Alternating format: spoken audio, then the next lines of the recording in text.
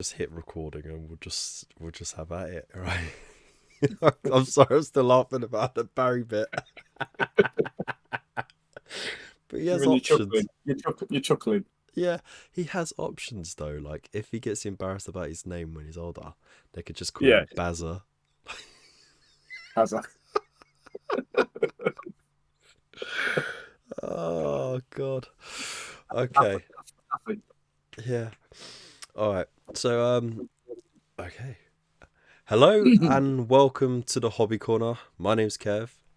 This is Dan from the Lion's Tower, and we are here in a very special interview, um, where we will be discussing all of his wares, but also getting to know a little bit about the man behind the Tower of the Lion.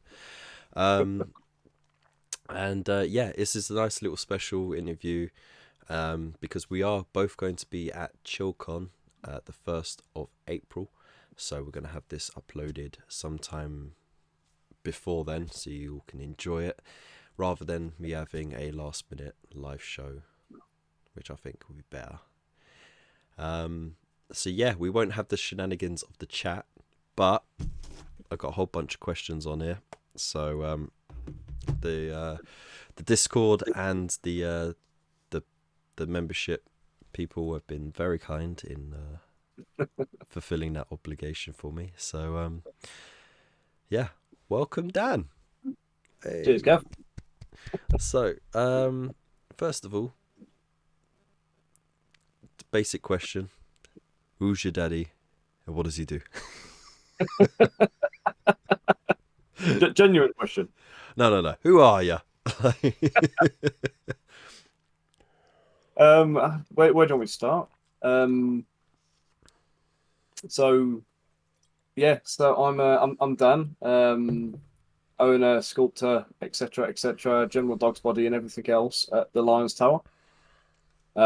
So I've been a hobbyist for 34 years now. So I picked up my first miniatures when I was 5 years old.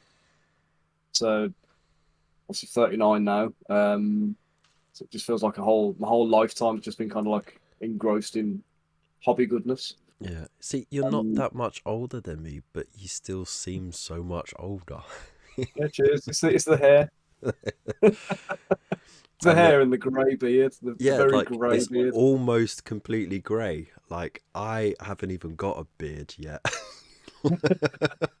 I've had badger stripes in my beard for about 10 years now, and it just keeps Blimey. getting greyer and greyer and greyer. My wife, she'll be at Chillcon with us as well. Again, she's the same age as me. She has not got a single grey hair on her head, and I think I've just absorbed them all. I think I've just taken Yeah. the Or it's that absorbing all the stress. it's just or it could just be that infamous woman trickery where they just cover it well. No, Oh, she's never doesn't do hair dye. It's crazy. really? Ooh, Yeah, really, genuinely, just never. good She's been a genes. teacher for 15 years and genuinely hasn't got any grey hairs. Jesus. Mm. But yeah, back to the question now. Yeah. So yeah, I started sculpting miniatures probably 20 years ago. Hmm. So it started as like converting models and then working into like so I kind of got into my first long-term relationship when I was like 17 and kind of went miniatures, who needs miniatures? I've got girls now. Yeah, we all go Um, through that. Yeah.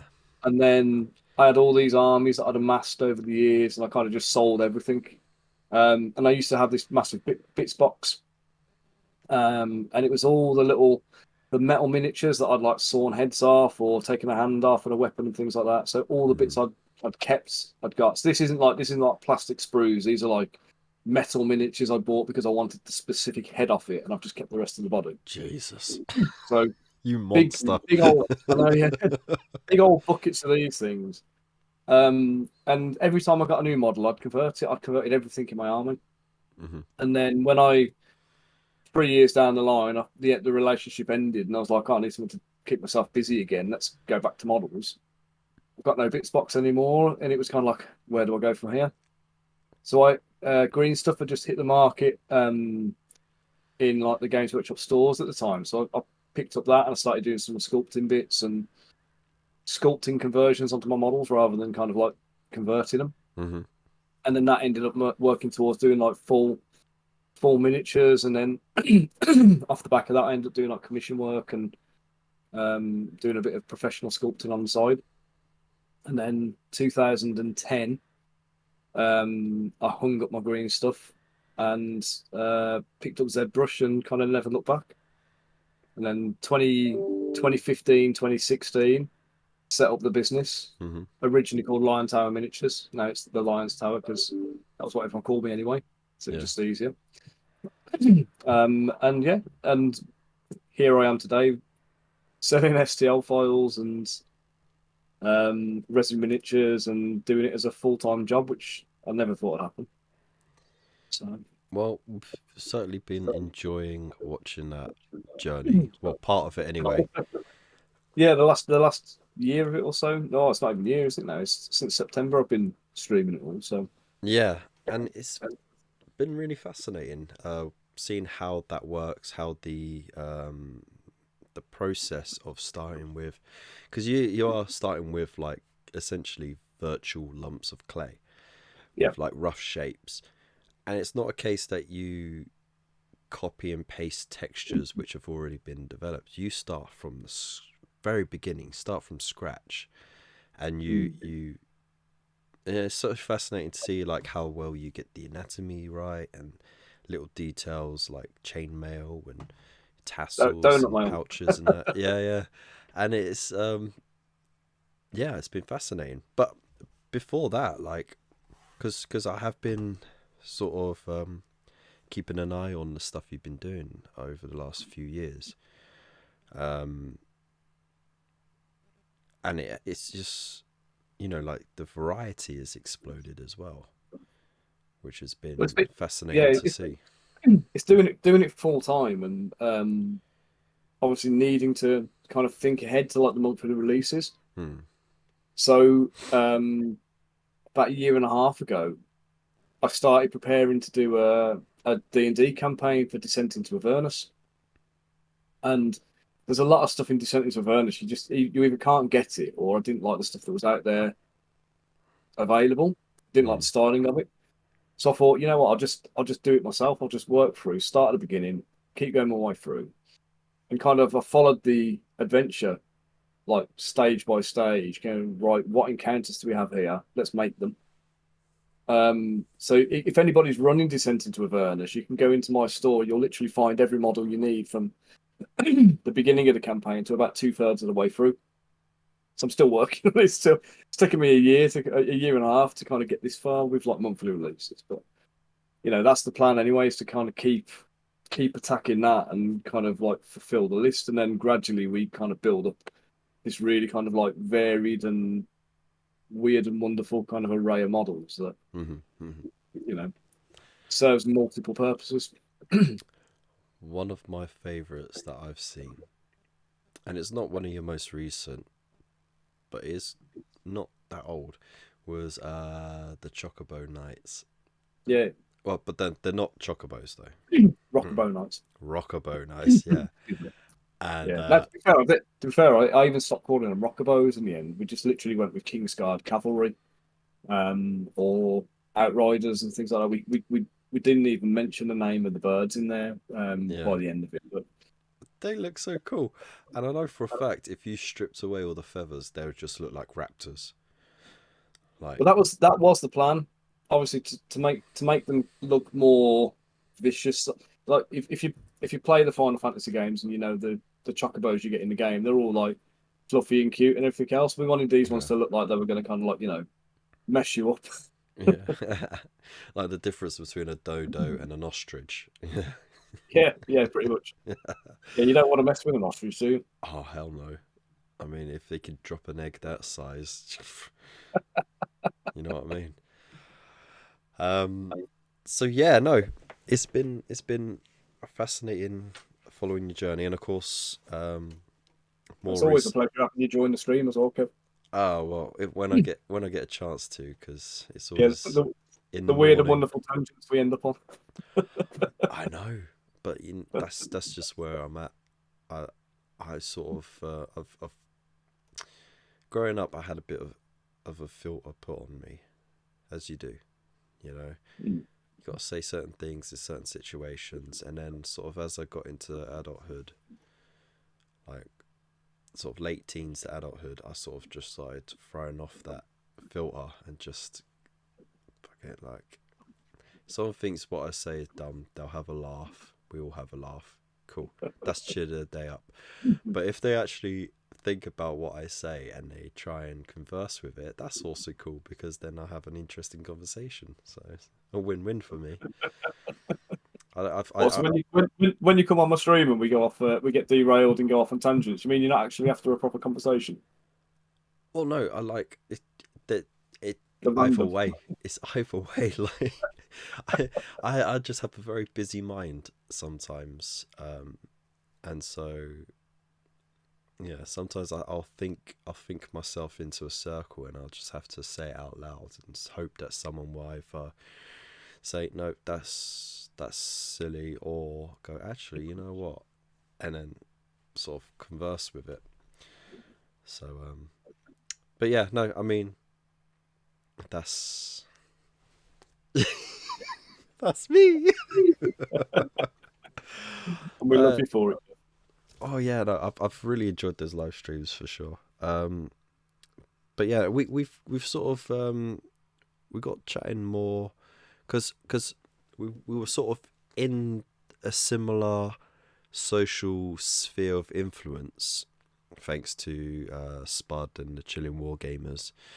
But we hadn't really touched base until we met at last year's Chillcon last year, Chillcon. wasn't it? Yeah, and we had a good old chinwag.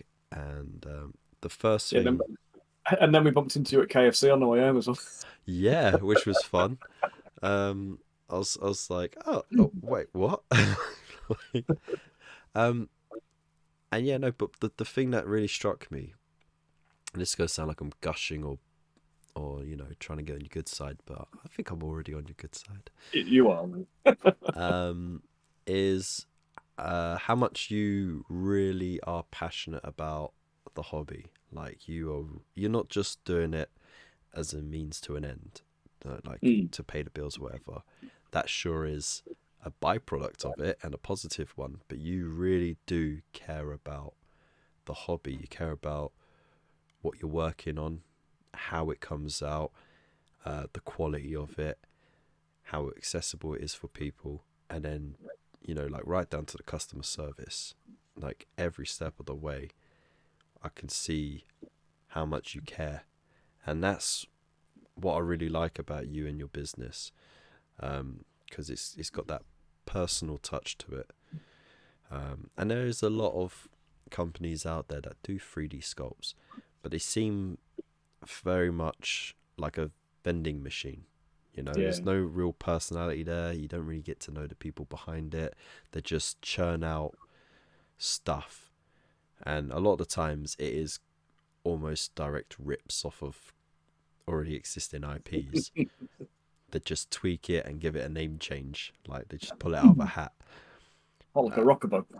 Yeah, well, it's a giant chicken. You can't IP a giant chicken. But no, but with yours, there's time, care, and dedication to it, and you even do live streams to show us how the heck you do it as well, which is amazing. So yeah, Cheers, if I say one thing, if whoever watches this, if you are going to Chillcon, go and have a chat with Dan if he's got a minute, because he'll be pretty busy selling all his cool stuff. But yeah, you can come and shove your hand in the lucky dip box. yeah, and We're back again. well, I've actually volunteered some of my time there as well to help Dan out. I haven't named the price yet, so I'll joke. But no, just because I want to help a mate out, and I know your partner can't be there. No, she's coming now. Oh, she is coming now. Oh, Yeah, then we've managed to fuck pull you. some You don't need strings my and help now. The fuck? you're still welcome. No, we've managed to jiggle around the childcare situation, so we've got the kids sorted. It was just a bit difficult Nice. this time around because it's fallen, like for us, half term is the week after Chillcon. So it Right. starts. It starts on that. It starts on the Friday when we'll be travelling down to set the stall up on the night. Right. So we'd have to get the kids back from school and then drive from Solihull to Sheffield. Yeah. So it's about an hour and a half, give or take, for traffic, and then obviously we've got to make sure Oh. we're Oh, there an hour before. to an hour and a Yeah, half. Poor you. I know, yeah, shocking, isn't it? There's me with my 3 hours. Like, Well, if you will live down south, Kev.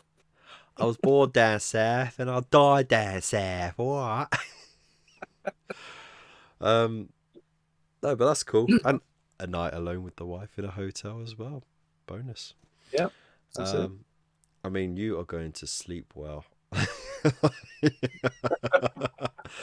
But no, I'll still volunteer my time just to help you out because why not? I like to give back. Appreciate it, And I appreciate you being here for this interview. So this chinwag, it's more informal than an interview. I can't really call it an interview. It's a rambling person and a cool Kev. I guy. was gonna say if you got me if you got like a preset list of questions and a bit more of a formal setting, it's an interview, isn't it? Well, I've got some questions actually. So yeah, Do you want to before I follow? forget the thought I was on, go have a chat with Dan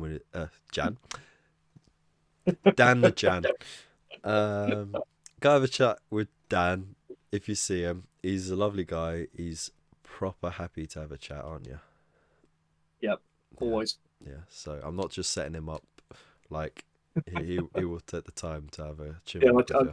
I genuinely am happy to just chat shop with people. So, Yeah. I say there's that Instagram like sound I keep hearing. You know, where to say this isn't a hobby. Have you seen that one? Oh yeah. This isn't a D- hobby. A hobby is something you do part time. My hobby is eating. yeah. This isn't a hobby. Yeah. My hobby is eating. Mm. Um. Yeah. No, I feel it. I feel it. Like it's all around me. Though, to be honest, I have very little time to actually hobby. I get maybe 2 nights, 3 at the most, and one of them is streaming. So Yeah, that's why mate, videos are a bit slow. I'm the same, mate. I mean, my painting is like I'd say the painting part of it is my hobby, whereas because I do the sculpting for a living now, Yeah. I still enjoy it and I do it whether I was being paid to do it or not. But the hobby part of it for me is the miniature painting side of things. So I still like to paint. Hmm. And like you were saying earlier about the kind of the care and attention that goes into it, it's because I enjoy painting the models. I always want to sculpt models that I want to paint. So I'm kind of always looking at the kind of the detail that's going into it and how it's going to be painted. Yeah. And kind of giving yourself a little bit of wiggle room to do some nice blends and things like that. So, like with that kind of in mind, when I've got these models here, I've got like piles of them across the back here that you might be able to see. They're all for my painting queue. All So this is right. my pile of shame across here now, Jeez. or some of it. It's not that bad, But to be honest. yeah, you can't see the rest of it. Nor can you because the camera isn't facing it. Like it's all in boxes underneath the desk and like up on the shelf and stuff like that as well. Yeah. There. But yeah, There. it Over is just there. that whole just everywhere. Yeah. Like, like at one point, in the previous place I lived in, right? It wasn't just my stuff. It was like the wife's business at the time. She was selling all alternative stuff online. But it was like the screen is here, right? And there'll be boxes of it piled up around. But you can't see it because the camera's not facing there. So So my old man cave, it used to be in the front room of our house. So like so when you come into the house, the people who lived there before, they had it as a living room, and then you go through the kitchen and we've got like a combination living room, dining room at the back. mm, And that's our living room now. This front room was just like a spare space. So I adopted it as my man cave. And mm, I'm now in this garden office, which like, 4 meter by 5 meter office space. Because Haley got so sick of walking past the man cave door and seeing the hordes and piles of crap in there. So that she banished me from the house basically, and I had to get hand garden minutes. Yeah, I've sort of been told that all my stuff can now go into the cupboard, which is like more like a broom cupboard for like, you know, shoes, coats, and it's got the fuse box and the Wi-Fi in there. Which is like, you can now put all your stuff in there, because I just got rid of the 200 pairs of kids' shoes that don't fit them anymore, and I'm like, cool, but I like my stuff We've got a here. cupboard like that. Yeah, but I like my stuff here. You're putting it up. All right. Oh, I'm fucking argue with that. Yeah, there we go. We do what we can with what we're given. I think that's the best way to look at it. All right. Anyways, I think we've got some questions. So I'm gonna Do you start. want us? I'm gonna start with the. Actually, you know what? I think that's a good ender question. Let's start with. All right. So, Void Captain Bazooka already asked. He goes, Dan, what do you do, Dan? And then he posted a gif of Alan Partridge just shouting, Dan. Oh, do you know? I've had that so many times. Okay, yeah. Well, I think we've already established what you do. Yeah. So I'll move on. I will say I did used to do health and safety and facilities management prior to sculpting as well. So Ooh, very boring. proper boring. Yeah, very. Just trying to find problems where there aren't problems. No, facilities management's the opposite. Facilities management is sitting there trying to avoid problems and having everybody come in and knock in your door, giving you problems. Okay. The Fair enough. aircon doesn't work. Oh, I'm cold. I'm hot. so The sink's leaking. The toilet don't flush. that's Go basically away. my job now, but I'm just maintenance. Like that. Well, that's 1/3 of my job, because I'm like 2 days a week maintenance, 2 days a week chef, and then 1 day a week laundry. So Oh, I life do a in a lot of the small. chefing. Sorry. I said I do a lot of our chefing. Haley often jokes I'm a personal chef. Ooh, oh, really? I bet you could cook up some trouble. Huh? I know you could cook up some really good sculpts too. I'm gonna drop that. A wart fin real quick. Cut that bit out. Yes, I will. Okay, so one of our members and avid Discorder, Dabday. I really wish I could say his name properly, Davide, but it's around there. He said it's fine. It's David with an E at the end, and he's from one of those Mediterranean countries, so he's got a bit of flair to his name, of course. He's gonna love that. So big loves to you, mate. All right, so he asked a few questions. Actually, he really fired them off.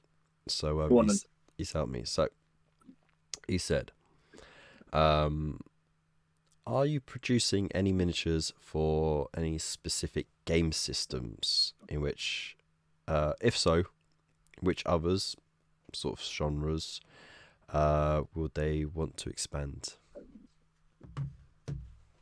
Oh, I don't know how much I can talk about this. Oh, it was a big one already. So yeah, so I do commission sculpts as well as like my own stuff. Mm-hmm. So for my own stuff, um we've got a game I've been working on for quite a while now. And it's the setting of the game is kind of it's complicated, and I can't really kind of get into it on a light-hearted chat kind of thing. I have to do a proper stream to explain it and contextualize it. Hmm. But the long and short of it is it's going to be somewhere in the region of like a Mordheim-esque game, um, where we've got basically the world is taken over by a kind of a parasite that makes everything into like a primal, vicious version of itself. So you've got adventurers and guild members and stuff who are from a continent that is safe and protected from the parasite, kind of delving into this lost and forgotten world that's been long abandoned because of the dangers and whatever. So imagine Mordheim, but like the plants will kill you, and the rats are going to come and like, eat your face off as you're exploring the ruins and things like that. So it'll be that kind of vibe. So quite treasure huntery and bit monster hunter like, and you know all that kind of stuff. So we've got like a load of modular ruins I'm working on. There's like loads of kind of like gangs. So we're taking the existing range. What I'm trying to do is kind of pigeonhole them into certain factions and groups. Hmm. And then I'll expand on those factions and groups to kind of like give you a wider selection of that kind of thing. So there'll be like a witch hunters faction, for example. There'll be a hunters faction. We've got like the infernals who are like the demons and things like that. Mercenaries. I can't think of the rest of them off the top of my head. The Order of the Shield. But all these different factions, you'll be able to kind of like pick your faction, build your warband, and go treasure hunting essentially. So that's the first one we've got kind of in the background. That's my own one. Nice. Then there's Crystal Collapse. I'm working on with Max from Woodpecker Games. This is a kind of a Final Fantasy Tactics style strategy game. So low model count, like 4 models aside, and there'll be 4 factions, I believe, that we're looking to do. So I've already done a couple of those models on stream. So if you go back through my past streams, you'll find the Crystal Collapse sculpts. And that's a wicked game. That is, when that one comes out, I'll be really looking forward to like showcasing it and doing some like games online, doing some streamed play testing. So that'll be a fun one. We've got it set up on Tabletop Simulator, so we can just do it on screen, super easy. Nice. Very nice. And then obviously I've been doing the stuff for Cursed Empire as well.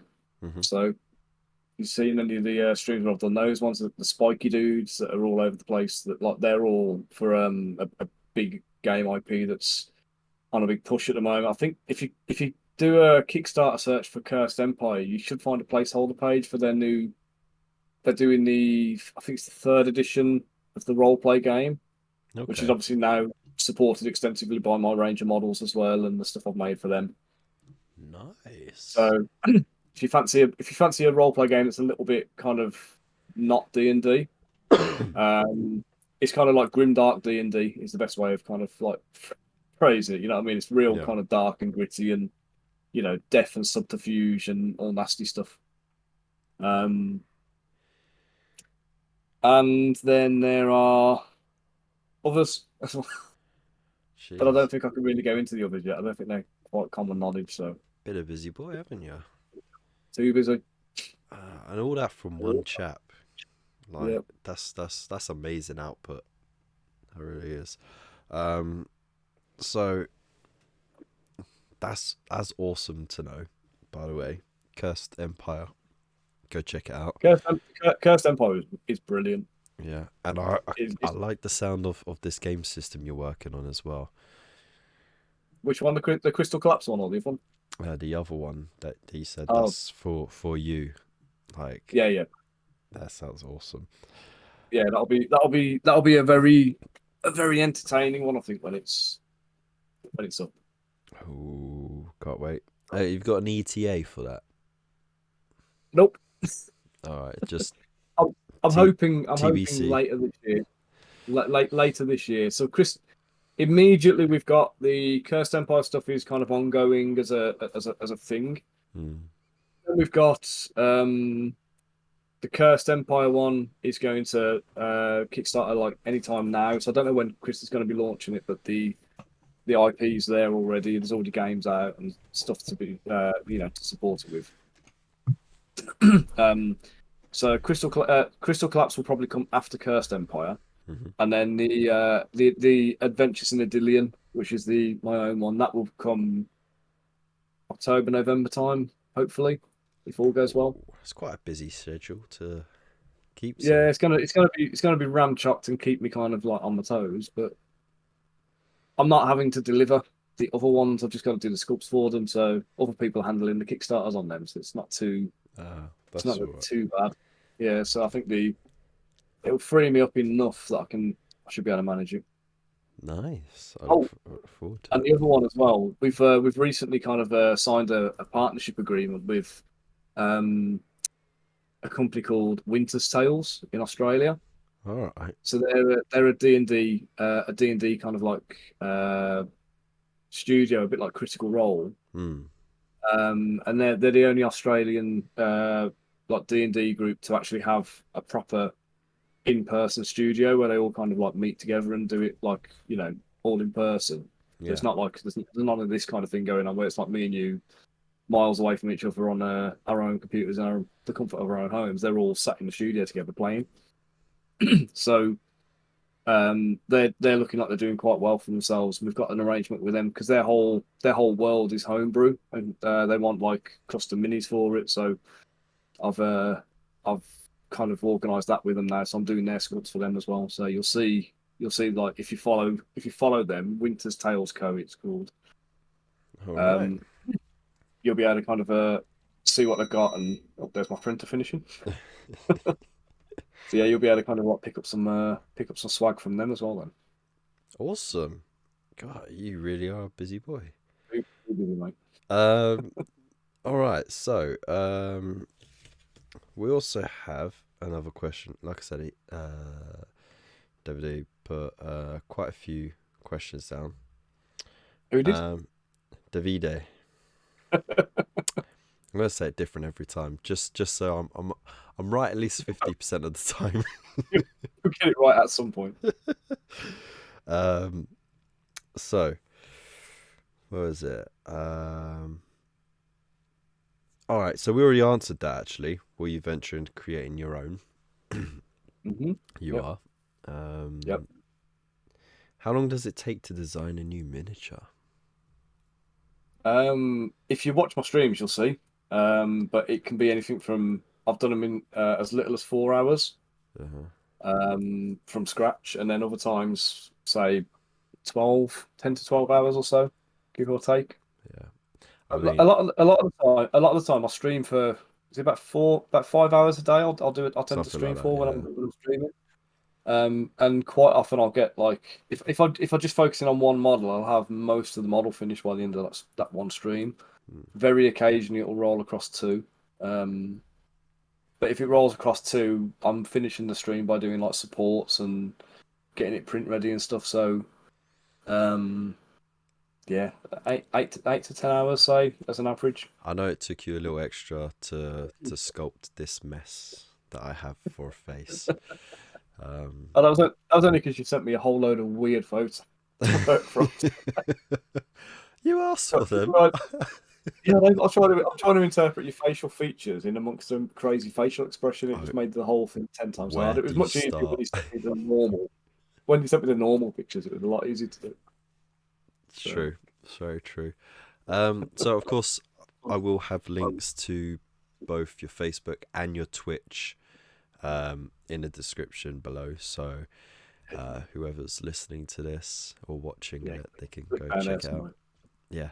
Um, Also, we got those links on the Discord as well, so go check that out. So next question we have: where do you get inspiration from? God, I don't even know. I suppose it depends on what you're going to sculpt. Yeah, it kind of does. I mean, it is a weird one because it's like there are days when I'll just sit there and if I'm trying to search, if I'm trying to sculpt a monk, for example, Hmm. like a warrior monk, I'd end up just searching the internet randomly just for like monks and just staring at pictures and stuff like that. And at some point, something will jump into my head as a bit of inspiration. And I'll be able to kind of just crack on and just go bang, right, I know where I'm going with this. And other times it's like, especially when I'm on stream, I don't know why, but I seem to be able to kind of like deliver better when I'm streaming and talking and engage and stuff like that. But if I'm on stream, I can kind of, I'm just, I don't know, it's almost like there's, because you've got an audience, you've got to deliver. There's pressure on to kind of do something fantastic. Do you know what I mean? Yeah. It's kind of like, rather if you're sitting there and you kind of, you got like you got no deadlines, or you got no kind of like, I haven't got anybody kicking me up the arse telling me to do stuff. It's like it's just me. So if I just didn't do anything, then it'd just be really crap and unproductive all the time. But Plus, you can yeah, it's just bounce ideas with the audience as well, can't you? With yeah, people in that's the what that is chat. one of the yeah, that's it, and it's led to some kind of some quite funny bits and bobs over the time as well. Mm. Like American and Crocs, for example. But Yeah. but there's all these kind of like when you've got people there who are on the stream and engaging and stuff, it is good to kind of have that little bit of to and fro and a little bit of bounce back off them as well. I'm still waiting for that mechanical goat to appear. Oh mate, I'll do it for you. That's no problem. Yeah, because it just It makes sounds awesome. sense for the dwarf mechanic to have Oh yeah. a mount and it be a mechanical goat. Because why have a real goat? You could build one. Well, the thing is, he's actually engineer Sid. He's the airship pilot for the Kingdom of Telarius, the airship engineer. So Oh. the plan actually, when I did the Kingdom of Telarius Kickstarter, the plan was that I was going to follow it up with a second one, Mhm. where I was going to include airships and siege weapons and cannons and things like that. Um, Ooh, that yeah, sounds but I need, awesome. yeah, well, I need to give them something to kind of to fight against first. Mm. So I've been building up this undead horde on the side. So there's like, if you look through the range now, you've got like skeletons, we've got zombies, we've got wraiths, we've got all sorts of bits and bobs of like undead gribbliness. So we've got to kind of boost that range up, and then again, it'll probably be another Kickstarter project for some point in the near future. Yeah. Um, to kind of like boost, we'll have like regiment-sized groups of skeletons and zombies and things like that. So you've got armies to fight against armies with. But all of this stuff's going to get incorporated into the Idyllian game anyway, so you'll be able to kind of use the Kingdom of Telarius models on a smaller scale. Because Nice. I had this idea. You played the Final Fantasy games, Some. yeah. So the dragoons. They always have this jump skill. Mm. Um, if you don't know, basically, any of the character, a dragoon is like a character who he's wearing like dragon-like armor, and typically fights with a spear. Mm. And like Sid from Final Fantasy VII was like a dragoon type character with a spear. So they'd jump, they basically disappear off the screen for a turn, and then they come back, landing on the opponent, skewering them, and Mm-hmm. in theory, mega damage. In reality, it doesn't really do that much, but it's like it's impressive. It looks And great, yeah. I was trying to figure out the mechanics of how that would work in like a tabletop game, Mm. and I came up with the idea that like Sid would have these airships that they'll build. They'll be like like fast air skiff kind of things. They'll just like bomb in, and the dragoons will be all like hanging onto the side of this airship. And then when they get past the enemies, they'll just basically just bomb straight in, and that'll be their they'll kind of like deep striking in, or like an aerial attack to enter the battlefield. And that was the kind of the idea I'd got for them. So that was where it was going to go next. Yeah. With those guys. It'll still happen in the future, but probably tied in with the game, I think. That sounds awesome. I was thinking instead of the mechanical goat, because you said he would be on an airship, Be a goat something shaped to. airship. I mean, yeah, yeah. Or But the air balloon on it could be just like a massive goat that's been inflated and yeah, or at least have a ram's head on the prow of it. You know yeah. Well, that I'll do that it has just for you, Kev. lasers come out its eyes. Um, Flamethrower is ours. yeah, but I mean, I just had like the image, like if the airship's going down, like they have like a bailout option, and then like you have a sculpt for him bailing out with like a goat-shaped parachute. Oh, I like that. Or a little, or like a miniature blimp. You know, just Just so. a one man, a seat with an inflated goat above his head. Little I mean, handheld flamethrower it's kind throwing of hot air. taking a little bit of the Carriage and Overlords from Age of Sigmar, but like just Yeah, making it a yeah, bit I suppose it more. is a bit more comical and fun. Yeah. Oh well. It's your creation, so I don't want to influence it too much, but you know. Mate, but the thing is, this is the thing though. I mean, I always welcome the suggestions, no matter how wacky and crazy they are. Do you know what I mean? It's like if it creates a nice, interesting model, then I'm happy to do it. So Oh mate, like, but promise me, if you do it, it's gotta look it like.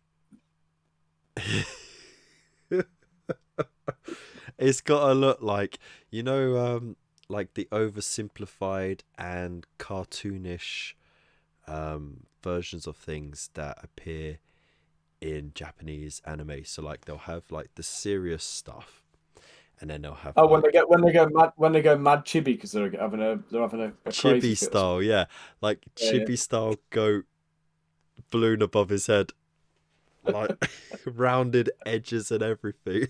Like, aye. I think chibi's going to be hard to sculpt, but I'll give it a go for you. It's in my head rent free now. That's it. Oh god, that is that's something to think about. I can't now. I'm, Is there? I I'm just just got an looking. image of his ship going down, and there's him just floating there with this little chibi goat.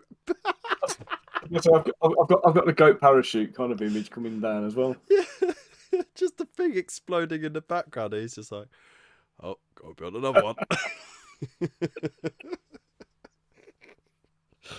All right. Moving on. Oh dear. I think we're getting more sidetracked than Wargamers Anonymous. Maybe this could be the start of my own podcast. Who knows? Oh, don't. Actually, I won't say that. They'll accuse me of stealing their idea. Uh, God knows that was an issue during lockdown. Everyone had the same idea. What are you going to do? So, do you paint? All right, here we go. Do you paint your own miniatures? If so, what paints Yeah, do man. you prefer? Ooh, good question. I've got a little bit of everything, to be honest. I've got some mostly Vallejo, Mm. with a good side helping of Citadel paints. Mm. Particularly lately, I've been using a lot of the contrast ones, but I use them as tints rather than as like contrast paints. Mm. Mm. Um, so I tend to use them to like normalize like the colors and kind of add some like when I'm doing my like because I paint almost exclusively like in glazes. Mm. And then obviously when I do glazes, one of the things you may not know about me is I'm colorblind. Um, Kind so of. yeah, so the color blindness makes it difficult for me to kind of like to deal with color at times. Um, so what I can tend to do is I can paint something using values. Mm-hmm. So when you look at the you know if you were to turn it into the grayscale, it doesn't really matter what color you're using as long as you get the right kind of like value gradient through it. Yeah. And then even if I've screwed up and I've used completely the wrong color, if I use a contrast paint over the top and just like glaze it back in and tint it, everything becomes like red or green or blue or whatever it is, and it will kind of like it will hide the fact that I've just screwed up somewhere and use some random color in my mix. Yeah. Oh, that's one way So to get around it. yeah, but I've also got some Scale 75s. What else have I got? I think that's it actually. Mostly just Scale 75, Vallejo, and Citadel. Ah, there we go. Yeah. There we go. I've been wanting to expand, but it's not very cheap to What branch do you out. use, Kev? Well, mostly it's Citadel because I've, GW through and through. But not that long ago, the Army Painter were very generous and they sent me out their Mega Paint set, Nice. along with a wet palette and their brush set, which was really nice of them. And I've just been slowly working my way through those paints, finding out which ones work, which ones look good.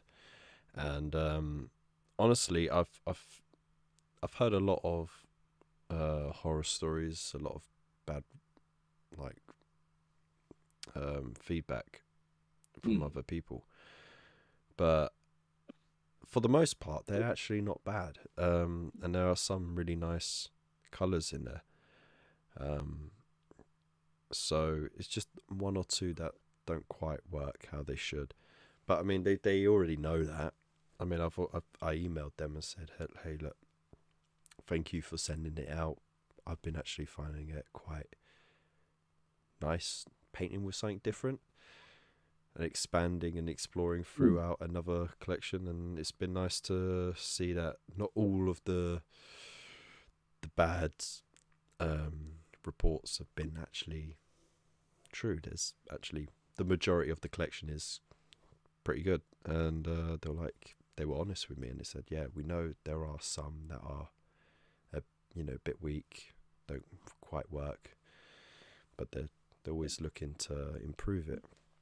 So it's nice to hear. And of course they've been doing the speed paints, which have been going down a treat. Yeah. So it'd be interesting to see how they compare to contrast paints, especially the new lot.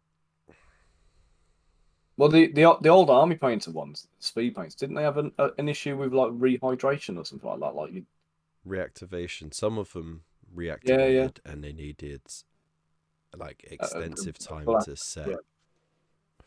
But with this second wave, they've said they've addressed that, and they've refreshed the whole existing range as well as adding to it, and then they also got metallics as well, which would be very interesting because metallic contrast paints. Yeah, like metallic speed paints. Metallic speed paints. So I'm fascinated by that because I want to see how that works because metallics are hard to get right to begin with, because it's with actual flakes of material. The metal in them. Yeah, and to get that to work through a different kind of medium, that kind of medium where it's quite but the consistency is quite different. Be interesting to see that. So metallics are weird as well, aren't they? Because they really kind of like, even under normal paint circumstances, they're really prone to like separating and kind of like you being quite transparent and translucent. So yeah, it'll be interesting to see how they handle the metallics. Yeah, they can easily split just by the nature of the density of the pigment to the medium. But I mean, like the Army Painter metallics that I've used so far have been quite nice actually. So I haven't had any problems with that. But like I said, speed paints would be interesting. There was a few paints I tried a while back actually. Because do you remember Model Box? Did you ever subscribe to them? No, but I do know what you mean. Is that like a monthly subscription and you get like a random box of stuff? Yeah, that's it. Well, I'm back in 2018 when I did the UK Games Expo. For the first time as me, like, branded as Lion's Tower, or the Lion Tower miniatures. We were sat in the stall. Our stall was right next to Model Box, so we kind of got chatting to them. And over the years, they kind of featured quite a few of my models in their hobby boxes, and I'd order them occasionally. And they always sent out like with the box, you get a theme, and you get like a bunch of models. You get some like dice, maybe a paintbrush, but they'd always give you like a couple of pots of paint. And I had a couple of pots that were just random things from them, and they've all been quite good and quite interesting. So there was watercolors, which were, if I remember right, I think they were a bit weird. They were like gel. They were like gel paints. They were quite not like anything I'd really normally use. I wasn't a huge fan, to be honest, but I may have been using them wrong. Yeah. And then there was the Foundry paint system, and the Foundry ones I actually quite like. But I think the Foundry paints, I think they do it as a free stage one, where Right. you have base, like mid-tone shadow highlight. So Yeah. they do it as like a free stage thing. So whatever colours you get in, you go, I'm gonna have that triad, that triad, that triad, that triad, and then you've got your, you know, your colour scheme sorted then. But they're nice paints. They really remind me of the old school Citadel paints. You know, before they had the old screw off Yeah. lids. Yeah. They're that kind of era. Oh, I hated those. They They were always shit, weren't gunked they? up. They always gunked up, and the paint's dried out so Yeah, quick. that was it. The flip top ones, the ones before that, not the hex one, not the hex flip tops, but the round flip tops. Yeah. In fact, that's the same pot they use for the Foundry ones. Okay. Those ones, I've still got like 2 or 3 of those from the early 90s, and they're still usable. Yeah. Do you know what I mean? God knows how. I got, I think I got one or two in a box somewhere. I even got. Do you remember when they were first trialing out um base paints, but they were called Yeah, foundation yeah, paints, yeah, and they yeah. had different color top. Yeah, Yeah, I've I've got a got, couple I've of got those knocking about as well. Still, the one. that's the exact pot I was thinking of as well. I've got it. That's the They're, exact one. they're still all right. I used to really love that. Was it Deneb Stone or Denab Stone or something like that? Yeah, I used to love that one for like doing fur and things. It was a great color, and I haven't found anything that's quite the same since. But yeah, they were good. They they were just nice. dry up too fast, don't they? The pigment just like thickened up into an unusable glue. You just Yeah. couldn't do anything with them. One thing I always got a little bit miffed by when I first started in a hobby was with Games Workshop stuff is they would they had like the beginner paint sets, right? And they'd have Yeah, yeah. some basic paints in a Couple of brush and a models as couple of well. models, and none of the paint schemes that they showed you in Were there. achievable. That's it. No, because they were the different like for example, it'll show you blood angels. Hmm. Okay, so you need that medium red and then follow up with like an orangey red. They gave you scab red, which was Yeah, like a not the one you needed. it's completely different. Like it'd be it's great for doing your tech marine. You know, it's that kind of end of the red spectrum. It's quite dark, Yeah, yeah. but it didn't have that yellow in it. And of course, the Yeah. same But with then the you've got to go and buy blues. more reds, haven't you? Yeah, yeah, you couldn't do ultramarines because you didn't have ultramarine blue. It was in the name, you know. They gave you some other fucking blue.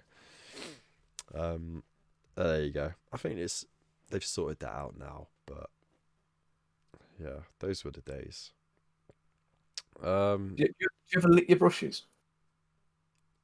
After rinsing to get the point, I You, you, I you you used to never. if there was a little bit on the brush, just or if for example I made a mistake, I'll wet it quick just to rub that mistake off while it's still rubbable, Did, and just do that. talking about when you were talking about the foundation paints, that was the point when I stopped licking my brush because those things tasted like arse. They were horrible. Like, so Really, prior to it, it yeah, wasn't prior. chestnut ink that got you. No, no, I never really mind. I don't think I ever really did it with the inks, but the metallics have always been a no. You never lick a metallic. Primer, the old Games Workshop smelly primer. Jesus, if you ever put that near your mouth by accident, you get pour that out instead of a normal white, and then try and put that in your mouth. Oh my god, that was like a wretch. But then the what do you call it? The the vast majority of paints just kind of had like no real flavour to them. Yeah, Um, but God, when they put these foundation paints out and like the contrast paint, oh my God! If you accidentally do it, it's just yeah, it's just heathen wretch territory, man. yeah. I mean, there are still some people that swear by Devil and Mud. Um, Yeah, I've still got that in there. yeah, I thought you would. Yeah, there's some who still swear by it. I'm like, look, I just Just right there, there Kev. it is. Yeah. Do you have when they tried to do glazes? They had Check like that one. oh my god, look at that! That brings back Armor memories. wash. Oh my god, I remember they had a metallic purple one. Like I had that Yes. and I tried They had metallic. using it and That it was wank and I threw it away. I did the same thing. Do you remember in the old Games Workshop books, in the older books, in the old White Dwarfs, they did. There was a Dark Angels captain, Hmm, and they painted him using a metallic green. right. He had the helmet on with like the big wings on it, and Yeah. it's quite a cool model for the time, like in the 90s. Yeah. And they had this kind of like this metallic green all over his arm with like it had like a kind of a dimpled surface texture or something like that. It was quite a nice model. Hmm. And the paint job was lovely on it. And then again, I fell into the same trap. I went out and bought this metallic green, thinking, yes, this is fantastic. It was freaking horrible. It was not a good paint to use. it was it was But separated. It was horrible. yeah, You could shake it. It applied more like a wash than actual paint. yeah. It Do you know was what? If you ever want to relive those kind of like torturous experimental days, right? There's a company called Instar Paint. right. And they basically went round, I believe, harvesting remnants of any kind of old GW paint pots from like the 80s and 90s, the old Citadel paints. Right. And they recreated all the mixes. And again, I'll bring them to Chillcon. You can have them if you want, if you want to dabble with some metallic, dodgy metallics. But I've got like a That'll be little a pot of laugh. little dropper bottles of like metallic reds, metallic purple. In fact, I might Oh, even have the purple, the purple you're talking about. But I've jeez. got a little bunch of them, so I'll have to chuck them in my bag and bring them along for you. Blimey. That's oh god. Just the thought of it. But yeah, they do all the real old school like paints, Yeah. like replicas of the old, the old Citadel ones. Like I say, the glory days when they didn't dry out in a month. To be honest though, it does kind of feel like they've they're basing their business model on nostalgia, which can only last so long. You Well, know. yeah, that's it. Once the people who don't remember those paints come around, everyone else is gonna be going, "What's this crap?" Yeah, what's this shit? Like I got my scale 75. Fuck this shit. You know what? They're actually not bad paints. Like the old paints are pretty good.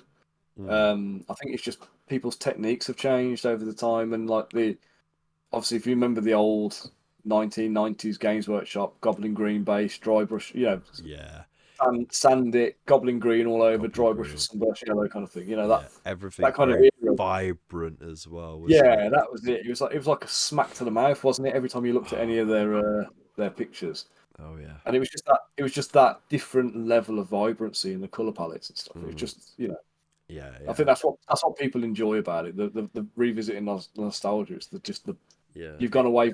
They've moved away into grimdark now, haven't they? But like, Well, yeah, because they originally they wanted to be a step aside from historical, and historical is a bit more gritty, like hmm, so it was bright, vibrant, but yeah, they've really embraced that grim dark aspect, and they've really sort of darkened the tones down and earthed it, yeah, and you still get some like really vibrant schemes out there, but yeah, it is a lot more earthy, I think, for sure. Um, all right, last question from David. Um, what other areas do you see your business expanding into? ooh, Mm. do you know what? I don't know. Um, I'm actively looking at it at the moment because I'm kind of I'm starting to kind of think that the whole STL market is dying a death a bit. Mm. Um, because there's such crazy saturation levels there at the moment, and like there's no concept of value anymore because of like the amount. It's basically been a race to the bottom for the Race last to the like bottom. 3 years, and now. Yeah. So when I first started, I was like releasing 6 or 7 models a month for like a tenner, and nobody complained, nobody batted an eyelid. And then we got to was it April? Well, we got to March 2020 when we all went into lockdown. Loads of people got furloughed, loads of people got made redundant. Everyone's sitting around scratching their ass and kind of jumps on the STL bandwagon if they've got any ability to do anything. Mhm. And there's just suddenly this huge influx of people, and suddenly you got like studios like Loot and Epic and who are the other big ones now? Titan Forge come along, kind of going 150 STLs for $10, and I'm like, shit, I'm doing 7. And like suddenly people are going, we'll unsubscribe from you then because you're not giving us value for money. It's like I was giving you value for money a week ago. Yeah. But now your perception's changed because of these people coming in and kind of like offering rock bottom. But then the reality of it is what they've turned up and offered, most of them aren't actually viable miniatures because they're sculpted by, video game artists who've never even handled a miniature. They don't know what a miniature is. Mm. So, they can't physically produce a proper miniature. They just do something that looks nice on a render, Yeah. which is, that's what they do for a living. And it's kind of it's made the market weird basically. We've got this odd combination where not only have you got these sculptors producing stuff who aren't familiar with the end products, we've got customers buying them who aren't familiar with them because people kind of bought a 3D printer during lockdown because they couldn't do any of their normal hobbies and outlets or whatever. So they've got a 3D printer going, this is magic, I can make stuff at home, but what do I make? It's got to be about this big because it's not a very big machine. So, a lot of people kind of naturally gravitate towards miniatures because, oh, that's a bit cool, isn't it? They don't even know anything about it, but it looks cool. Give it a go. So you've got this like naive customer base coming and buying into models that are produced by naive producers, fueling each other, and kind of allowing this weird, like if you got like art directors and like creative control in place in an organization, like probably 90% of the models that are out there now would have been like sent back to the drawing board and like rehashed and redone. But because nobody's there to stop it, they just go out and get released. And it's the rate it was coming out. It's really kind of like lowered the bar in terms of it's raised the bar in terms of people's expectations, but lowered the bar for quality. Yeah. And it's kind of it's just a weird market to be in.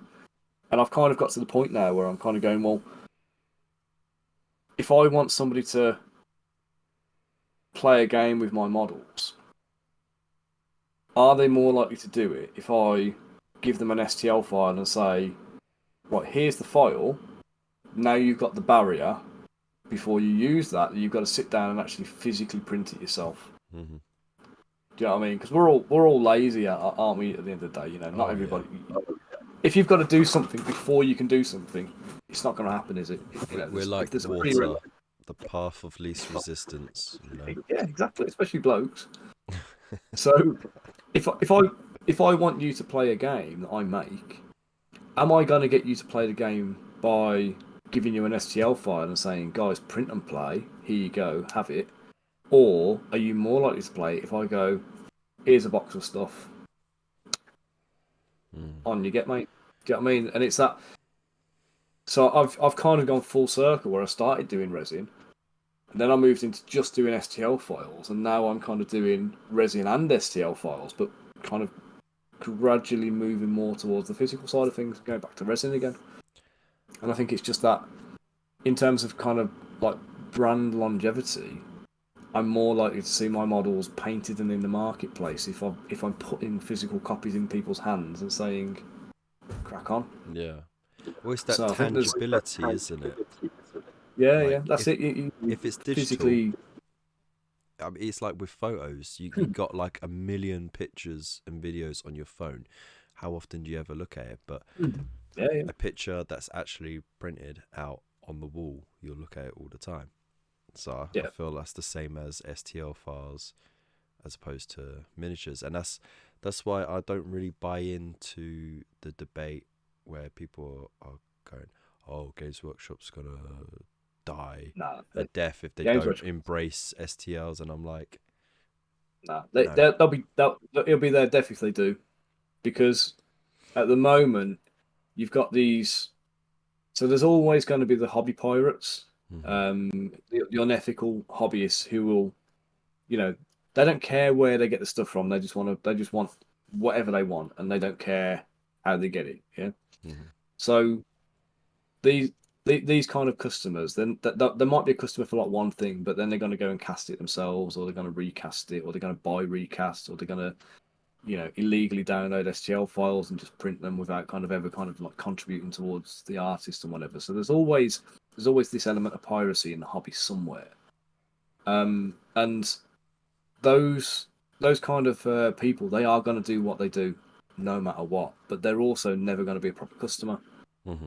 So like I know my files end up on these sites where people are selling like and it wrangles me, it really annoys me to see it, but you know I'd rather see my stuff being given away for free than being sold by somebody else. Do you know what I mean? Because it's like, somebody's going off 30 quid a month and you get access to 15,000 STL files that I haven't got any rights to be selling. But anybody who's buying into that kind of thing, they've got clearly questionable ethics in the first place to be kind of like jumping on, because there's no way that's ever going to be legitimate, no matter how much they may claim it. But anybody that buys into that is buying into like the piracy side of things. Yeah. They're never going to translate and become a customer that's going to spend proper money with you. So people who want to support Games Workshop will continue to buy Games Workshop models. If Games Workshop release STL files, they'll only have to buy the STL files once from Games Workshop, and then they can print as many as they want at home with a clear conscience.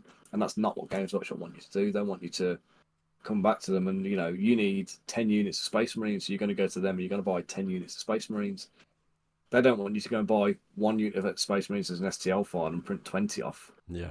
That's money out of their pocket. They will never go down that route, and it'd be the death of their business if they did, because they overnight their profitability half at least. You know what I mean? So Yeah. I mean, I don't think the only way I would ever see it working is if 3D printing gets to a point where you can print quickly, like within 10, 15 minutes, and you go into a shop, you pay for your order, you like go straight to literally it, and they pop it print out. it there. Yeah. Or if so I don't have a 3D printer, so I don't know too much about them except what when I talk to people about them. But at the moment they got a lot of things, a lot of features that are accessed through their website directly, like Warhammer Plus, Yeah, um, yeah. the painting app and stuff like that. And I'd see like the only way they would do STLs is if you can link your 3D printer to your computer, and then you buy like a credit essentially, which is how many times you can print that file directly from the website Yeah, through to the thing, but there's no save file that's left behind. It would mean yeah. if I your mean, internet dropped, your print would fail as well. But yeah, but that, I think that's like the yeah. only way I can think of Like it. hiring a movie off Sky or something like that, Yeah, or doing an Amazon rental or something like that. You got 30 days to use it as much as you want, and then poof, kind of it's gone. yeah, that's the To only be way I can honest, see it. I think they could probably supplement the business with STLs quite nicely by doing like all like the little add-on kits that Forge World do, the stuff Yes, that's ridiculously expensive. unnecessarily Like, so. yeah, I kind of think with those kind of things, actually releasing them as STL files would probably be a good bet, because you get less overhead because you haven't got to physically manufacture them. You can still charge a decent amount for it because people will pay whatever they ask for it. Hmm. Um, and you know, people only really want one dreadnought arm or one conversion part. shoulder pads, for example, if you want to do a custom chapter, just do them as bloody STL files and just let people have the STLs. You don't need to sell. They're still buying the main miniature to do it with. I Yeah, suppose that's it. that does reflect on the Horus Heresy stuff, like your standard tactical space marine comes in a box of 20 now.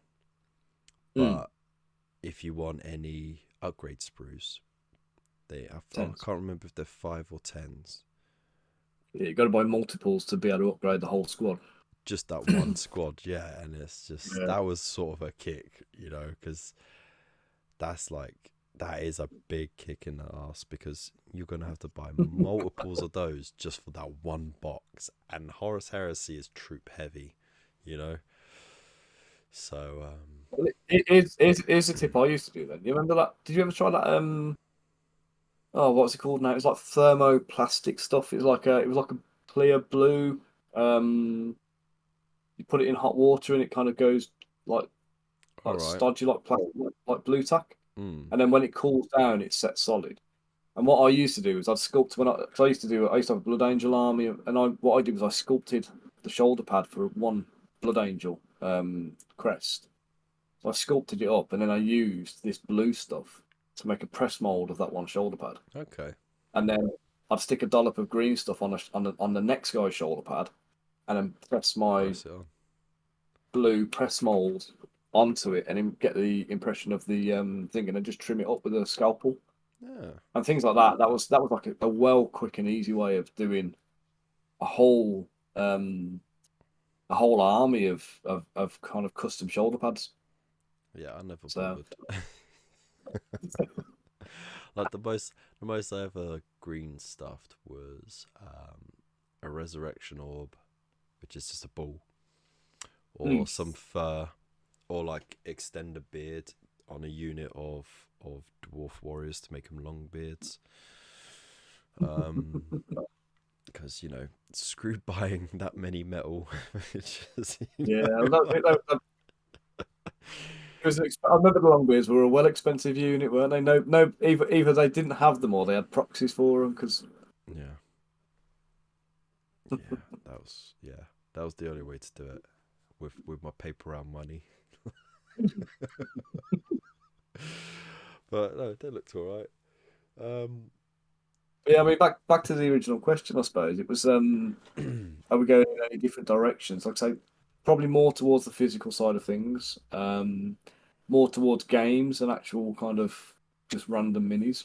And I want to say Lupus Canis also echoed this question as well about what your plans are for the future as well. So he's a good old boy. Yeah. As I said, future plans will definitely be focus on the games.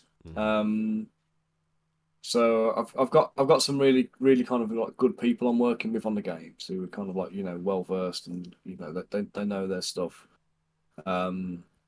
So with the world I've created and the kind of the vision of the game I've got, I'm confident we'll bring it all together nicely. So. All right. And I think Crystal Collapse will be the first one to showcase that. So sounds I look forward exciting. to getting you down for a game. Yeah, I'm looking forward to it. Oh, it sounds awesome. Right, so I am going to now flick over to the Facebook page so we can show off your wares. So I won't be able to see you, but we can still hear you. And I still haven't decided if this is going to be a podcast style thing or if it's just going to be a video upload, because I think this is turning out to be pretty good podcast, really.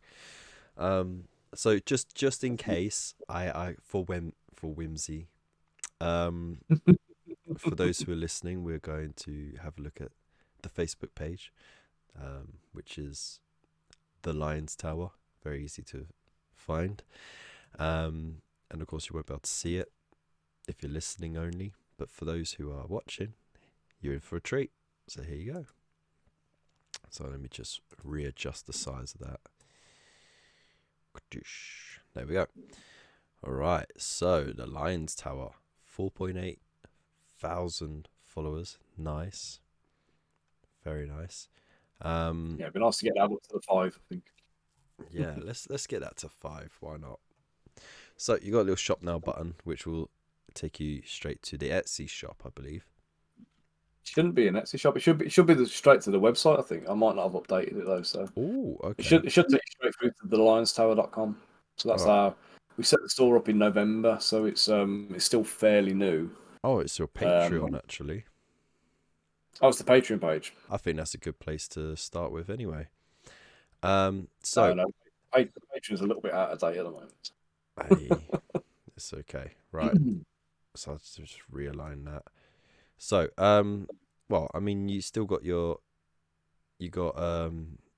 some things left on it. So the founder is sold out, but you still got the silver, which is £4 a month.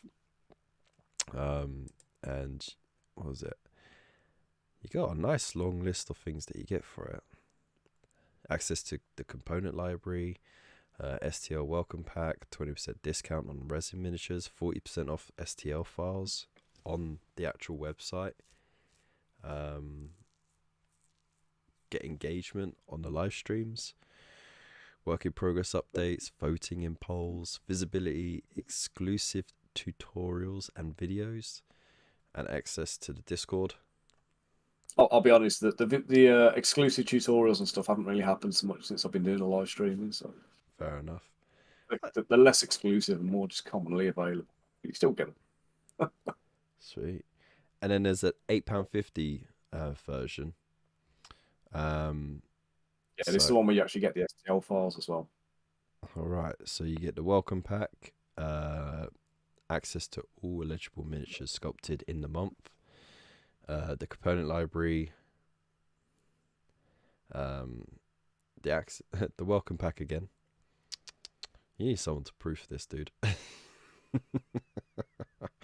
20% off resins and 40% off this thing, the STLs. What is it? So it's quite similar to the first one. It's basically the same. The only difference is the silver tier you get the discounts, but you don't get the STL files. So if you want to pack, yeah. But you get the welcome pack, but you also do get the 20% off resin minis. So if you wanted to go to the web store and buy something, and you want a discount code, if you're planning on spending a lot of, buying a lot of stuff, you can sign up for like, was it £6? Mm-hmm. You can sign up for like £6, get the 20% discount code, then go onto the web store, spend your stuff, and if you've spent more than £6, you're quid's in, aren't you? So well, it's £8.50, but yeah. No, that sounds no, awesome. I'm on about the silver tier. Sorry, that's £4. The one, yeah, that one you get, you still get the discount code with that one for the £4. Yeah, I think the £8, the underselling £8.50 yourself one, you there. get the. It's more to just get people on board and just get people kind of like to see the stuff, because if they sign up and subscribe, every time I post on there, they'll see what I'm posting. So or they get notified about it at least. Whether they click it or not is another matter entirely. But the £8 tier, you get the monthly sculpt. So this month we've got the Korok set I did. Okay. So we've got the forest spirits. There's a little set of 20 Koroks, because I've been playing Breath of the Wild with my Nipper, trying to get that 100%ed before Tears of the Kingdom comes out. All right. And to get 100%, you have to get all 900 Koroks in the game, which is just an absolute, mind bender. So they're living rent free in my head at the moment. So I had to get them out somehow. Don't I mean, I haven't got something like that, but I do have a completionist mentality at times, like exploring all corners of the map, for example, so there's no fog of war. Yeah. But yeah, like the kids got a Nintendo Switch for Christmas from their nan, which was really nice. And recently they got a Pokemon game, Pokemon Shield. And it's the first time I ever played one of the newer 3D, like more open world style Pokemon games, and it blew my mind, because it's like, this is what I've always wanted since I first picked up Pokemon Blue, like all those years Mate, ago.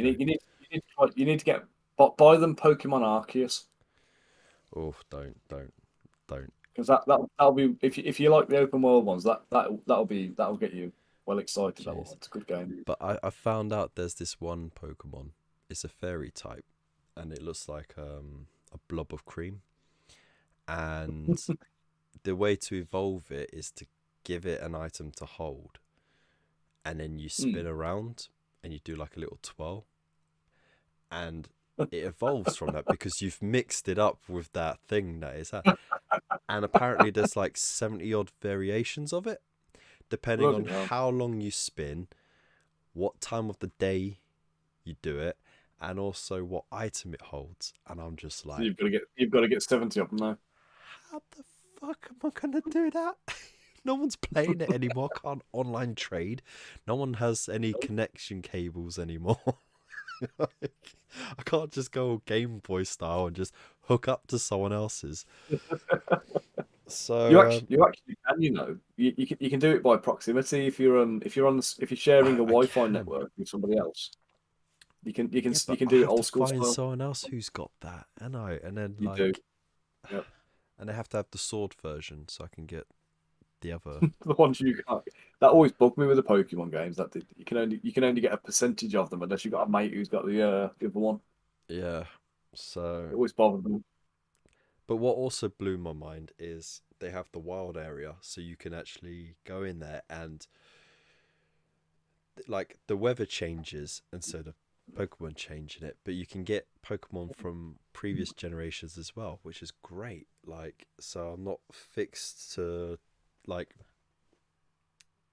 back when you had red and blue, it was just trade between Yeah, them. Then you had yellow, the special edition, you could trade between them, which was great.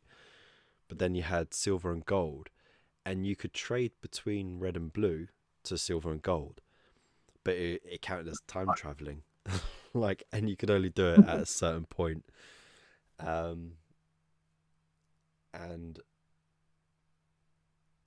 yeah, this is a lot better because you could just go out and catch them, especially because there's over 800 fucking Pokemon now, which still blows my bloody mind how they keep coming up with ideas. I say yeah. that Some of them are quite weak. Some of them are quite weak, aren't they? some of The them, actual concepts of them. some of them are a bit just a little bit like, really, you just picked up an inanimate object and put some googly eyes on it. like like they got the The sandcastle. unknowns. No, Oh, the sandcastle, which is a ghost type because it's inhabited by a ghost. Like, a haunted sandcastle. I haven't seen that one.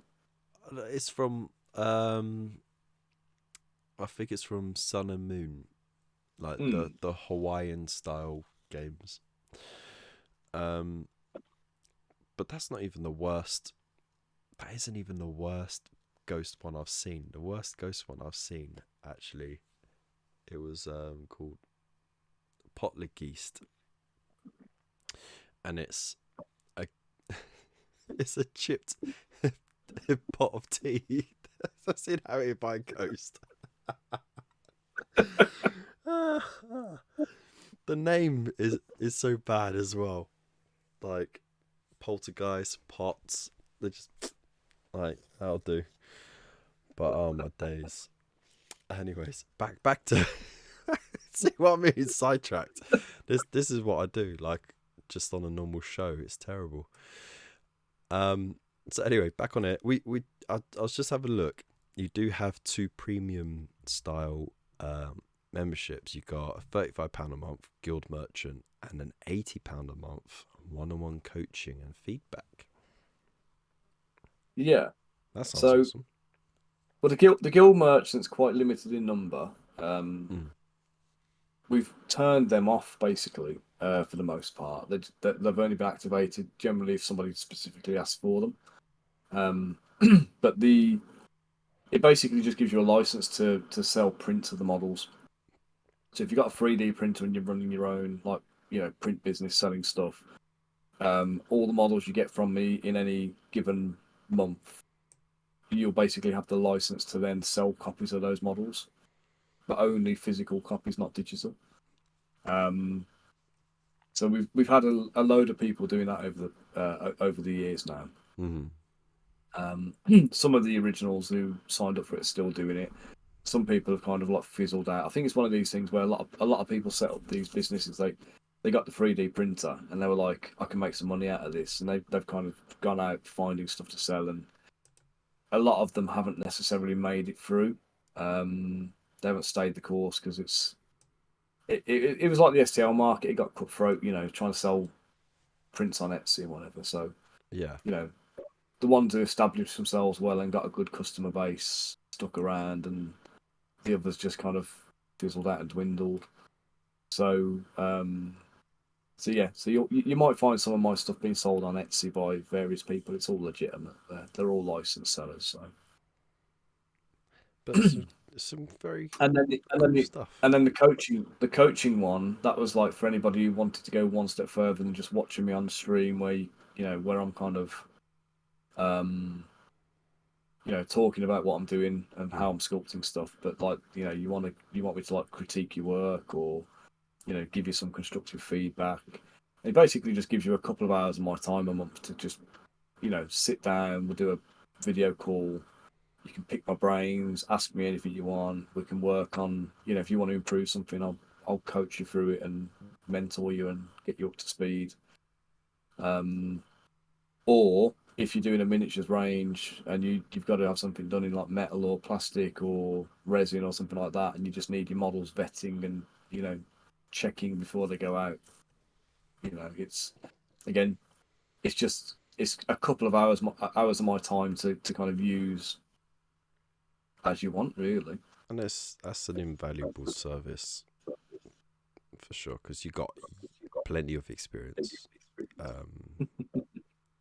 So, and I can imagine you'd be kind in your approach. You'd be critical, but in a constructive way. You wouldn't just go, Yeah. "Oh, this is shit." Like you'd say, "Actually, I see what you're doing. If you just tweak this and do that to that, job's done." That's it. I mean, we do it on the Discord server, so like, there's a sculpting kind of like page on there where people are doing bits and bobs, and occasionally they'll put like pictures of their stuff up for critique, and what do you think of this kind of thing. I'll always give them a bit of feedback on it, but obviously, if I'm sitting there watching telly with a wife, she's going to be kind of like jabbing me in the ear if she thinks I'm like neglecting her or ignoring her or whatever. So I can only like, I've only got so much time in the day. So if you physically book a couple of hours of my time, then I will sit down with you for 2-3 hours, and we can just hash it out, go through it, and you know get you up to speed and kind of help you work on the bits you need to work on. So it's Awesome. just an option for people who want to, if people are genuinely looking to improve, and they just want that little bit of more, more direct one-to-one stuff. It's good to let everyone know that those options are out there. Yeah. So back on the Facebook page, you can see all your links to all your socials. You got a couple of posts already, like spirit weapons. That sounds awesome. Yeah, Haley's been doing all of the product renders for us, so she's been kind of like getting them all queued up on Instagram and Facebook, so they're all getting like a little bit of a showcase. That's awesome. I think they all link back to the actual products in the web store as well. And we also got zombie horde as well, set of 6. They look awesome. There's a lot of character in there, which is great. There's nothing really generic about them, because each one is completely different. There's a priest in nice. there. There's like a priest, either a butcher or a blacksmith or something like that, and then there's two females. One's wearing like a ball gown kind of thing, or some kind of dress, and the other one's wearing like a night shirt or something. With the bloomers on display. Right. And then there's a kind of a male zombie who's like the counterpart of the more well dressed one, I suppose, wearing like a ripped up shirt and stuff. And what's the last one? A priest? No, you Oh, said a priest priest and already. a soldier. Priest and a soldier. Yeah, soldier's the last one. Soldier, yeah. Yeah, but again, that's another set I need to expand out. So you know, we need when I do the undead army, we're gonna try and get up to about 20 zombies. But the next few we're gonna do is like they're all human at the moment, and I think that's a little bit racist. So we're gonna go for a bit of we'll throw some dwarf in there. Let's zombify some elves as well I for love it. I you love know it. bit of you know equality in undeath. Mm. I'm looking at the Warlock as well. You said it's the latest Kickstarter mini Yeah, yeah, that you have yeah. That's got. going on tomorrow. That is. I've literally today. I've had the successful test prints off the printer, Nice. so everything is ready to rock on that now. So all the STL files are bundled up, everything's test printed, supports are good. So yeah, I just need to at some point tomorrow. I need to flip the switch and set the Kickstarter live. Nice. Will we be seeing like a printed and painted version of this on show at Chillcon? Printed, yes. Painted, no chance. It's a beautifully sculpted miniature for sure. There's a lot going on, a lot of detail as well. Cheers, man. Um, I keep wanting to add to it though. It's like it's one of these things where I'm kind of like hooked in now. I mean, there's enough belt buckles. Like, you don't Yeah. need any more of those. But it's more a case of like because I've done the warlock on on like the chaise lounge kind of thing. So she's sat there kind of chilling, like magically flicking through a book, pouring herself a cup of tea Mm. because she's a tiefling. Um, and then You got, get it. I got it. Though, The, though, the bit, I mean, that's an interesting way to say it, but you know, I'll let it slide. how would you say it? Tiefling. Tiefling. Tiefling. No, you're a tea leaf. I'm sorry. Yeah. So the whole thing with the tea, that's a little hat tip to the wife, that is, because she's like a proper tea belly. She loves a cup of tea. Right. So that's there for the missus. Can't go wrong with a Um, good cuppa. yeah, but then we got the like little side table with all the kind of like arcane paraphernalia on it, like the little you know skull with the candles in it, the crystals, the little bunch of heather, some apples. Because are you even a witch if you don't have apples? Poison and stuff. Right. Same with heather actually. So all the little things on the table there were all like little arcane bits, and then we've got the little skeletal rat minion who's like creeping around the floor. But then like I'm just hopping I over was to saying the to Haley earlier, Kickstarter just so we can get the full picture because we just you won't got get it because it's we there we you know go. if I Yeah, we can see it on the Kickstarter picture now. The the side let me table. just let me ping you a I'll send you the preview link for it. You can pop the preview up if you want. Ooh. Yes, please. You can't normally get into there, can you, on the thing until the project's live? But Well, I saw the give you the advert preview. for it, so that counts. Yeah, that's the is that it? Preview, manage sharing. There we go. Let's pop it on the Discord here for you. There you go, I matey. have to say my favourite thing hearing you say tonight is shish long. Shared one. I can't even say it. I'm not even gonna try. Yeah, I can't even. It's terrible. Alright. So yeah, Ooh, so it's like a I say, she's private preview. Ooh, alright everybody. Get ready for it. exclusive. First public viewing. Oh, damn. So yes, we got the I was saying to Haley, I want to do like a little mini diorama where she's in like a little circular room. So like have like the back half of the room kind of sculpted in, so like block work and little window with a window basket and some like just the kind of crap you would find around your own house. Do you know what I mean? Like a little basket with a blanket in it or something like that, or Hmm. you know. And then I ain't like gonna a lie, little. it is a little bit thirst trappy, you know, with the little tongue out and everything. Well, the reason I did that actually, and this is going to sound like so wrong now, right? But my thinking is that she's reading the book and she's really into the book, so she's concentrating really hard. And both of my kids, when they sit there and they're concentrating, the little tongue sticks out. So that you can always tell when they're focused on something because the tongue's hanging out the mouth. Like, Oh, well, that just spoiled it for me. Thank you. I know. So I thought she's gonna have the concentration tongue, so she looks at least like she's you know, And the little stabbed, like, the little stabbed the voodoo doll. hand as well. I know, I like you.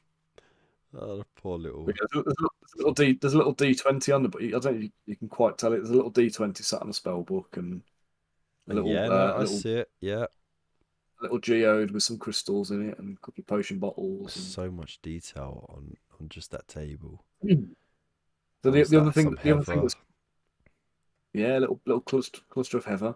One of the other things I've got to do as well, as a stretch goal. So when we hit about the 3 grand mark on this one, I'm going to drop drop a stretch goal in there.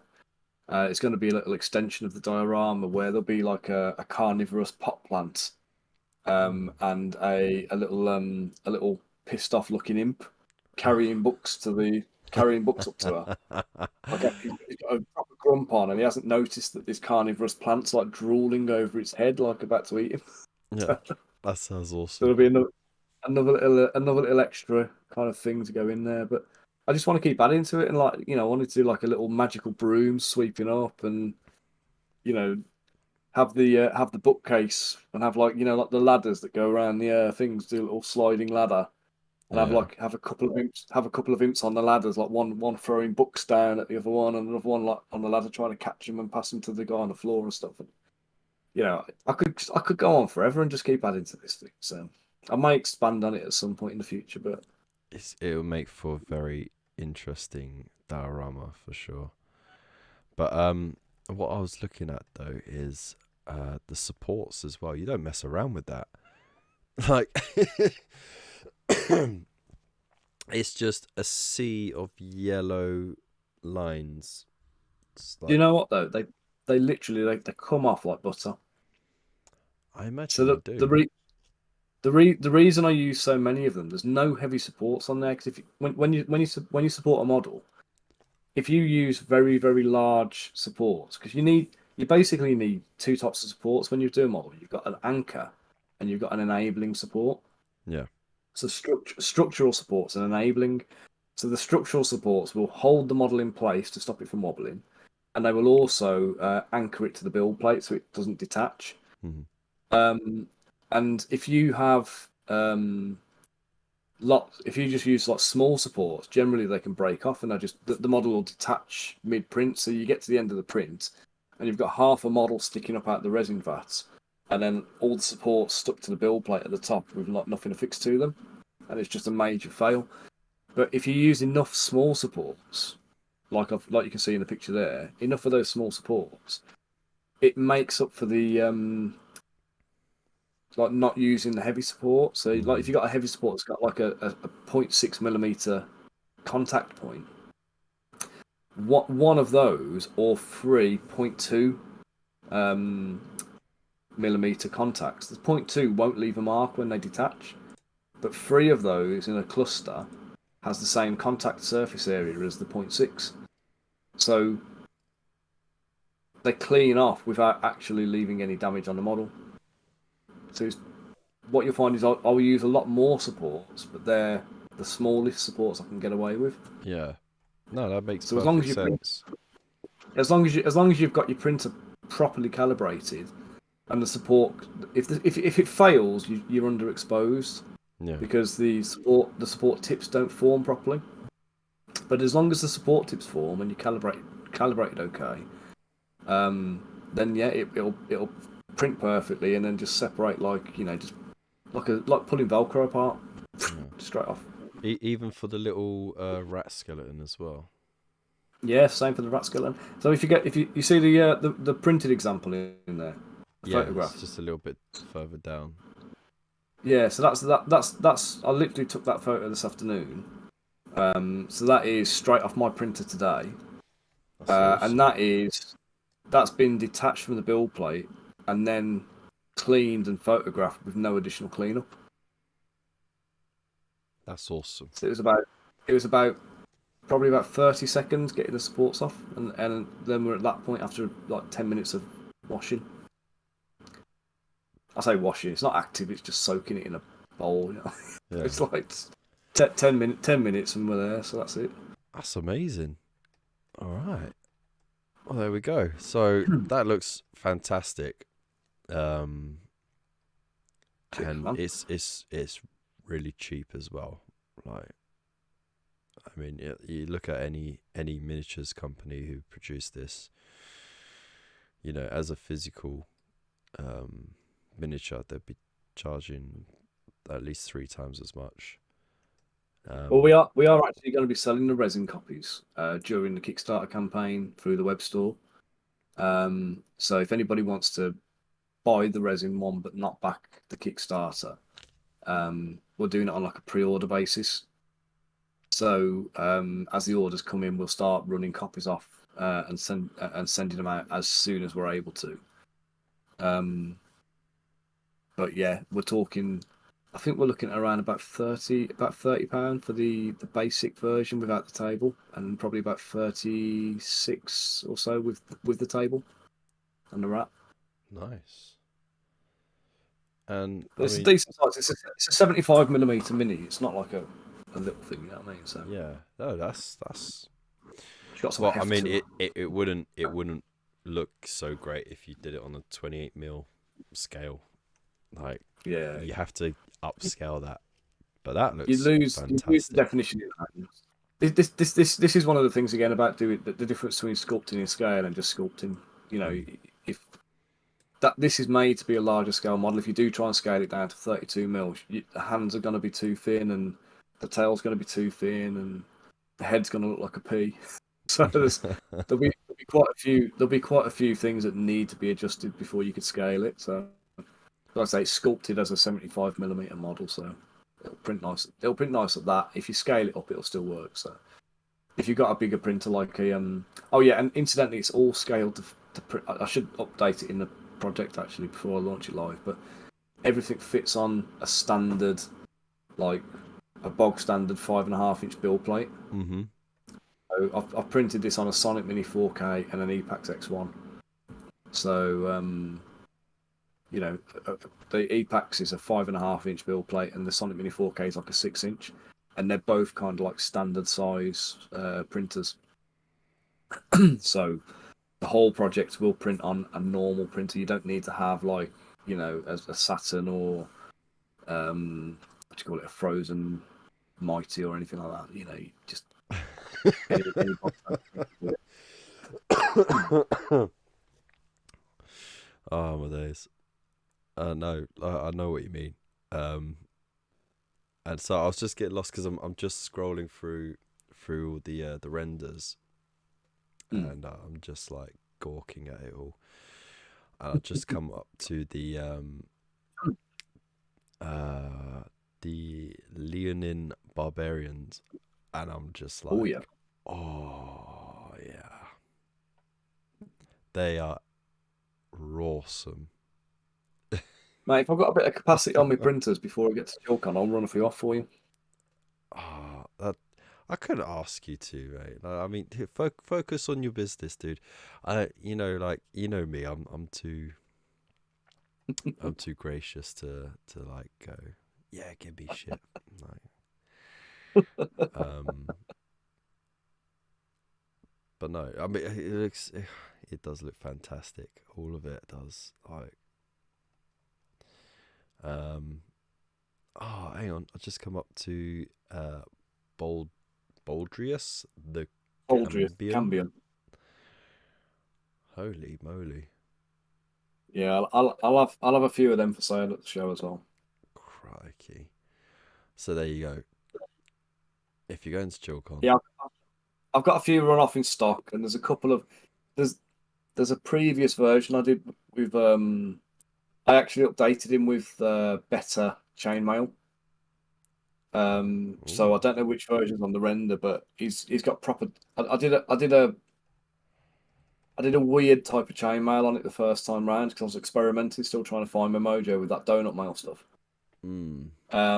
And I, after I sculpted the rest of the Saracen guys, he's actually part of the Saracen warband, the Knights of the Shield, and he his chainmail didn't match the rest of them, so I went back and I addressed it and I redid his chainmail so it is the same now as the other guys in the group. All right. So I've got a few of the prints of the original one, with the older style chainmail. Nothing wrong with them apart from that, but those copies are now in the Lucky Dip boxes. I mean, it nothing but awesome stuff there. I can't fault any of it. So yeah, like I said, I'm gonna leave all the links in the description below.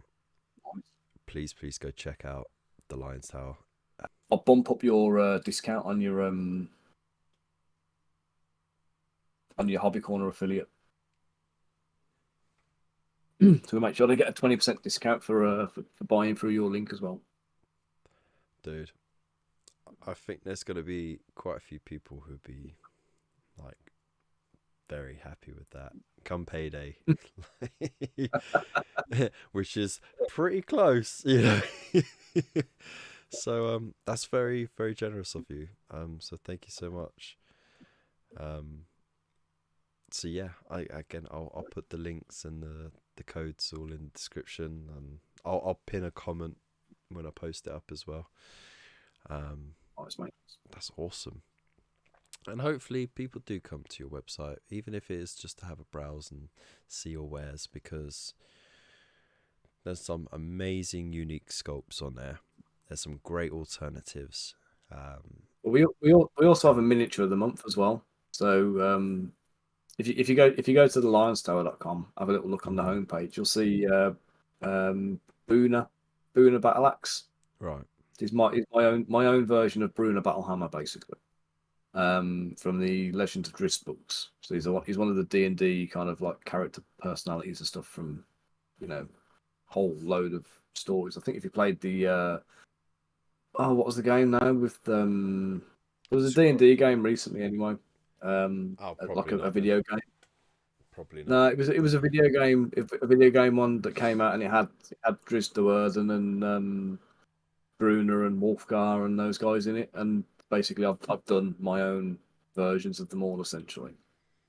But this month's mini of the month is my Boona.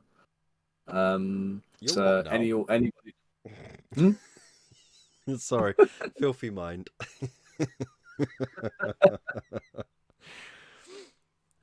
Yeah, if you get whatever the mini of the month is in any given month, it'll be on that front page, and if you order over £40 worth of stuff after discounts, it'll be added into your basket automatically. So basically, get them as a freebie. Just more awesome deals on an awesome deal that is already an awesome deal.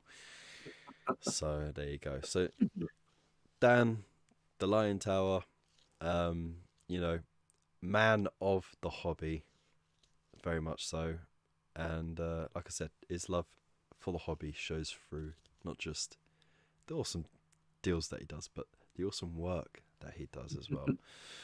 I haven't got any more questions really. I'm all. I think that's all right. That's about it, man. I think we've got a good idea of who you are. I'm sure there's more to you behind closed doors, but we won't dive into that. This isn't an expose. If anybody's got any more questions, like I say, I'll be available through Chillcon. You can always come and join me on my Twitch channel and have a bit of chat and banter through the streams and stuff as well. So, and if you're ever on the fence about going to Chillcon, yeah, do it. It's good. Like, fuck the rail strike. Hop on a rail replacement. So yeah, thank you so much for being here. I've never really been good for like ending an interview, so I'll just say big thank you to you. Big thank you to everyone for listening. As I said, all links in the description below. A massive thank you to all the supporters of the channel as well, both on YouTube and on Buy Me a Coffee. Don't forget, I have opened up a Patreon now, so if Patreon's easier for you, go ahead for it. Yeah, join us on our Discord as well, free to do so. And we've got a lovely little growing community there, full of nut jobs just like me. So God help us, but there's got to be a place for us somewhere.